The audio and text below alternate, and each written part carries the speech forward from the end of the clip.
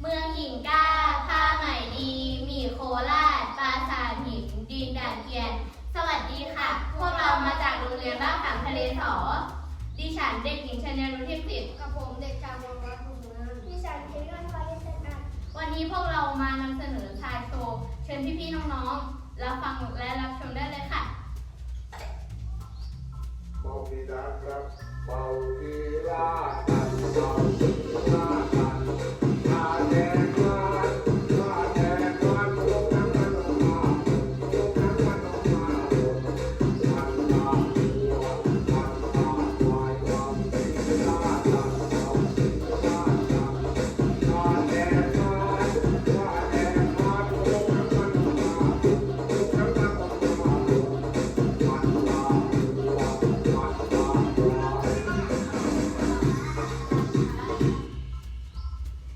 วันนี้เราตามล่าหามังกรกันฮะตามล่าหามังกรเหรอแล้วเราใช้วิธีจับล่ามังกรยังไงเหรอข้ามีวิธีลองใช้อาหารของข้าสิ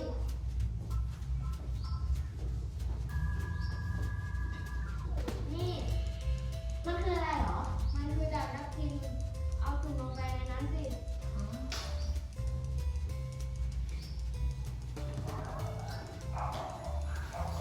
ว้าวมันเกิดควันขึ้นมาได้ไงเหรอควันที่เกิดขึ้นจากปฏิกิริยาการคายความร้อนเกิดขึ้นโดยไฮโดรเจนเปอร์ออกไซด์และด่างทับทิมนำไปใช้ในชีวิตประจำวันโดยไฮโดรเจนเปอร์ออกไซด์ใช้ล้างแผลและด่างทับทิมใช้ในการล้างสารเคมีในพืชผักต่างๆแล้วเรามีวิธีที่ปลอดภัยกว่านี้ปะเรามีน้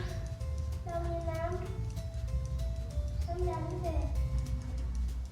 สมัยราคาไหนอ่ะขอดูหน่อยมันทำยังไงเหรอเราถึงไม่เพื่อมันจะขึ้น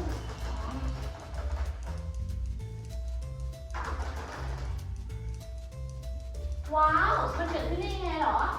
น้ำยาผสมกับวิตามินผสมเป็นน้ำร้อนข้างในโรงงานสบู่วิตามินเพิ่มความชุ่มชื้นและขจัดสิ่งสกปรก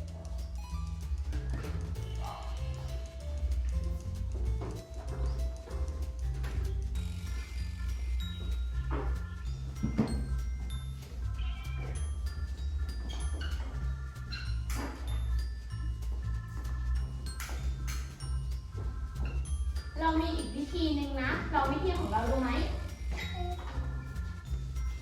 นี่ของเธอ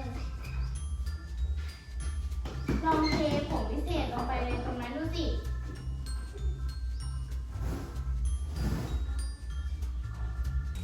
วู้มังก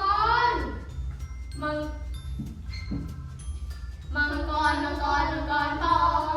มีเงินมีทองตลอดปีใครได้ลูกสาวจะโชคดีชนะราศีที่จุดมังกรทองทุกคนอยากรู้ไหมคะว่าทำไมถึงเกิดเปลวไฟอยากสิเพราะว่าผงวิเศษคือแป้งมันสับปะหลังมีคุณสมบัติติดไฟได้ง่ายส่วนมากคน